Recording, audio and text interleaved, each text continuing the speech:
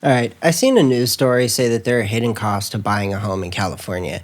And the truth is, these fees are not actually hidden at all. But they can especially feel hidden if all you do is listen to the headlines. So here's what they really are and why they shouldn't surprise you at all. And stay tuned to the end to find out why the news won't tell you exactly what I'm about to. When you buy a home here, the price of the listing is only one piece of the puzzle. The rest are standard predictable costs that show up in almost every California transaction. So first up, we have the closing costs. These are the fees tied to your loan, your escrow, your title services, things like lender charges, escrow work, title insurance, and recording fees. In California, buyers typically see anywhere from around 1 to 3% of the purchase price, sometimes a bit higher, but depending on the loan. There's nothing sneaky going on here. It's the normal cost of transferring and financing property here. And then you have property taxes. California uses Prop 13, which means your base tax rate is about 1% of the home's value plus any local assessments. What usually catches people off guard is a supplemental tax bill,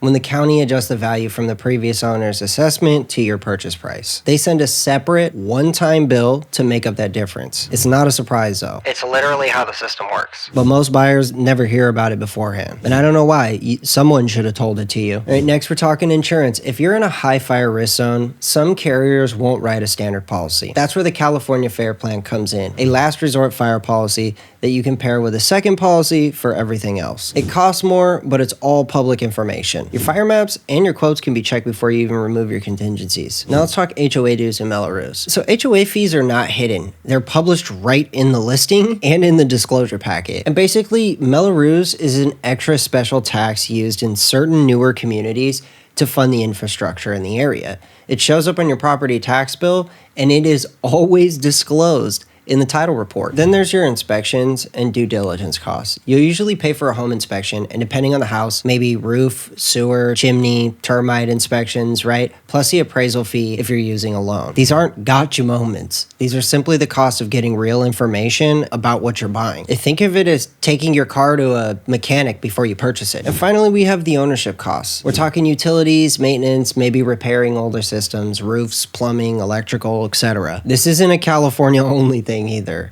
This is a home ownership thing. But because our real estate prices can be a little bit higher, people can feel these prices a little bit more sharply. California actually has some of the strongest real estate disclosure laws in the country. When you buy a home here, you're given a full transfer disclosure statement, a natural hazard disclosure, title reports, tax information, HOA documents, if they apply. All of it though. You get all of it in a single packet. These forms exist to make the process as transparent as possible and to reduce the chances that anything material is hidden. But you'll never hear that part on the news. They call everything hidden fees because it sounds dramatic. And the reality is, it's just very different. Look, as a licensed real estate agent in California, we're here to walk you through the paperwork and walk you through what each disclosure means, the typical costs look like, how to understand the paperwork, but we're not allowed to give you legal, tax advice, or push you into a decision that you wouldn't make. Because what's right for one buyer could be completely wrong for another. Doesn't matter the intent. That's exactly why the law requires transparency though,